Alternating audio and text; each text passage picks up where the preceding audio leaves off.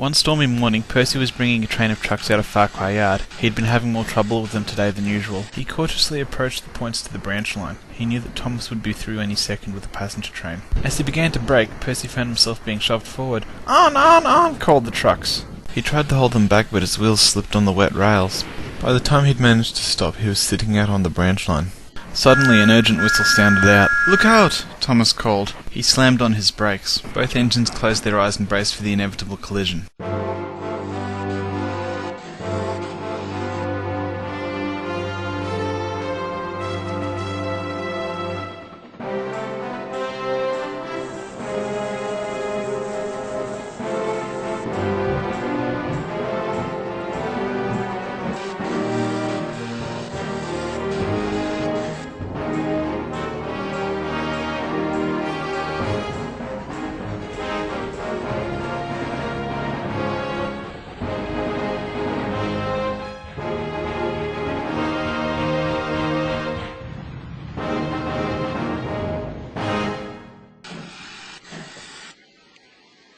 A moment after he'd stopped, Thomas opened his eyes. His buffers were barely inches from Percy's.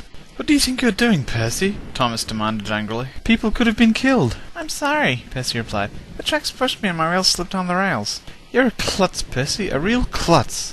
Percy was outraged. "Well, if you hadn't been hurtling down the line pretending to be Gordon, you might have been able to stop in time." They were still going at it later that night. "You're not Gordon, Thomas, and you never will be. You know it's not safe to run fast in weather like that. And you should know how to manage trucks, Percy. I thought you would have learnt something by now. Fancy letting them get the better of you like that." "I didn't let them—" He was interrupted as Toby backed down into the shed. "Stop it, both of you. You sound like squabbling children." The next day, Thomas and Percy weren't talking to each other.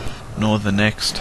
Neither engine wanted to admit that they were wrong. Things didn't improve over the next week, and the lack of communication was beginning to have an effect on the railroad. Trains ran late and trucks were being left behind. Toby couldn't help being worried. Thomas and Percy had argued like this before, but it had never lasted this long. He wasn't the only one who was getting worried either. One morning, he arrived at Dryour Station to find a worried-looking Daisy waiting there. "Toby, I'm worried about Thomas and Percy." "It's not the first time they've argued like this." "Yes, but they've usually made up by now." "Yes, but they've never come this close to having a fatal accident before. I think they'll make up, but it'll just take a bit more time than usual." Daisy had to admit that Toby had a point. "Still, I don't like it." At this point, Harold piped up from where he'd been sitting on a nearby helipad. "I say, I don't want to butt in, but I may know something that could help you." Both engines looked over hopefully. "Go on," Toby said. "I flew Sir Topham Hatt over to London a couple of days ago for a meeting with the directors of the other railway. It sounds like it was urgent." Toby knew it must have been, otherwise the Fat Controller would have taken the Wildnorwester, the daily express that Gordon took up to London. "That's the strange part, old boy. Sir Topham told me it was regarding a locomotive he'd borrowed from them for a special project, one that had finished that day." "Who was it?" Daisy asked. "I'm afraid I don't know, Daisy, but I do know that this engine was being sent to help out here." "Here?" "Yes, it's my understanding that he's to become a permanent part of your railway. Anyway, I'm afraid I must be going." With that, Harold took off, leaving behind two very puzzled locomotives. To be honest, Toby was still a bit worried. He couldn't see how another locomotive could help things run smoothly on the Farquhar branch, but then again, the Fat Controller must have known what he was doing. Later that afternoon, Toby was getting ready to leave Tidmouth with the mixed goods when the Fat Controller came up to him. "Toby, I'm aware that things haven't been going too smoothly on the Farquhar branch lately." "Yes, I'm afraid Thomas and Percy still aren't talking to each other." "Well, I've decided to send another locomotive to help with the work until this is resolved." "Would this be the locomotive you bought from the other railway, sir?"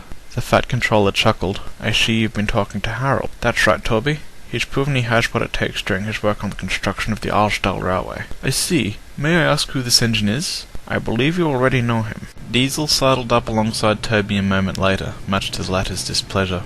"Diesel, you'll be taking over shunting duties in the Farquhar Yard. Percy will be taking your place at the quarry, Toby, and you'll be helping Thomas and Daisy run trains down the main line as far as Knapford and Tidmouth." Now Toby began to see what the Fat Controller was doing. Percy didn't like working at the quarry. He didn't really get on with Mavis. Thomas wouldn't be too enthusiastic about this arrangement either. Being busy made him feel important, but with Toby helping out he'd have less trains to take every day. Both Thomas and Percy would want to get things back to normal. The Fat Controller turned to Diesel. "Now remember what I told you, Diesel. No more confusion and delay." "Yes, sir," Diesel replied. The two engines moved off. As they headed down the line, Toby shot a suspicious look at Diesel. "You'd better not cause any trouble." "My dear Toby, I have no intention of causing trouble. From what I've heard, you steamies have already got that covered." Over the next few days, the Fat Controller's plan seemed to be working. Trains ran on time and nothing was left behind. But all the same, Thomas and Percy still didn't make up. They both wanted things to return to normal, but neither of them believed they had been in the wrong that stormy morning. One morning, Diesel was shunting in the Farquhar yard when Percy arrived with a load of stone from the quarry. He backed down into the siding next to where Diesel was working. "These are for the next goods train to Knapford." Would that be Thomas's next train? "Yes." Diesel eyed the loaded stone cars. I must say I'm impressed that an incompetent green slug like you can handle such a heavy load. "Excuse me?" I do apologize, Percy. It's just the way that Thomas was talking about you this morning. I got the impression. He broke off as Toby's bell rang. As the tram engine pulled out of Farquhar station, Diesel looked over at Percy. I probably shouldn't say any more. Percy said nothing. He just puffed off angrily. Further down the line, Toby couldn't help being worried. He had overheard every word of the conversation between Percy and Diesel. It hadn't sounded good. He was aware of Diesel's reputation for causing trouble and knew that he'd have to intervene. After all, Thomas and Percy were already in the middle of a big quarrel. The last thing the Farquhar branch needed was Diesel's lies making the situation even worse. Soon, Toby reached Tidmouth station. As he was hoping, Duck was waiting there with a train from the Little Western. "You look a little worried, Toby." It's about Diesel. Duck's expression darkened. "What about him?" I'm sorry to bring up the past, but what exactly did he do when he caused trouble for you? "He came up with insulting nicknames for Henry, James and Gordon, then told the trucks they were my idea." "Why do you ask?" Toby explained what he had overheard. "Sounds like he's up to his old tricks, Toby. If I were you, I'd talk to Percy as soon as possible." Unfortunately, Toby was quite busy for the rest of the day. It wasn't until he got into the sheds at Tidmouth in the evening that he was able to talk to the little green engine. Percy, I'd like to talk about what Diesel said this morning. Before Percy could reply, Thomas steamed into the shed. There was a moment of tense silence. "So I'm an incompetent green slug, am I?" You're one to talk, calling me a careless blue rocket with pretensions of grandeur. Percy didn't know what pretensions were. Before he could fire off an angry retort, Toby butted in. Come on, Thomas, does that really sound like Percy? Both tank engines stopped and stared at Toby. Tell me, Thomas, did you hear that from Diesel? "Well, yes." Do you remember what he did to Duck? Told lies about him to the trucks so the other engines wouldn't like him. Thomas and Percy exchanged an embarrassed look. You believe Diesel? What were you thinking? I guess I wasn't. "Neither was I. I should have known you better than that." I'm sorry too, Percy, and not just for believing Diesel. You're no klutz. I guess I was just a bit shocked. "I'm sorry too, Thomas. I guess I just didn't want to think that I had put our lives at risk." Well, accidents happen, especially when there are trucks involved. The three engines smiled. Finally they were all friends again. Now all they had to do was deal with that devious Diesel. The next day, Diesel arrived at the Farquhar yard to find Percy shunting the trucks. The little green engine glared angrily at him as Thomas pulled up alongside. We know what you've been trying, Diesel. It's not going to work. "We don't want your lies around here. These trucks are for you to take to Knapford. The Fat Controller is waiting for you there." The Fat Controller didn't look too happy as Diesel arrived in the yard at Knapford. I know what you said to Thomas and Percy, he said severely. You know what I said about teamwork, Diesel, and yet here you are, up to your old tricks. Diesel did know what the Fat Controller had said about teamwork. If he didn't learn to work with the steam engines, he'd have to be sent back to the other railway, and that was the last thing that Diesel wanted. What do you have to show for yourself? Are your engines working as a team again? Thomas and Percy, I mean. Well, yes, I suppose they have settled their argument, but I had already taken steps to deal with that. I was aware of that, sir, but I decided to speed things up a bit.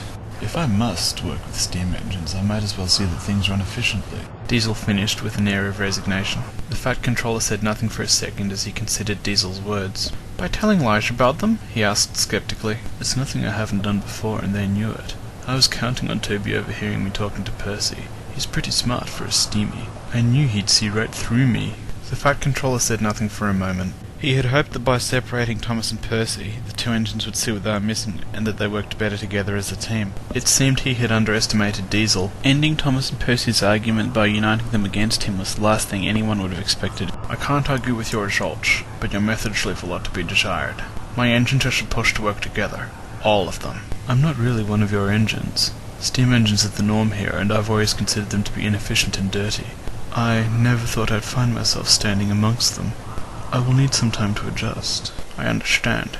I think I'll just have you do odd jobs around the railway until you're ready. Thank you, sir. Can we keep this between us? Of course. With that, Diesel moved off to begin his duties as one of the Fat Controller's engines. Neither he nor the Fat Controller realized that Gordon, waiting to leave with the express, had overheard the whole conversation.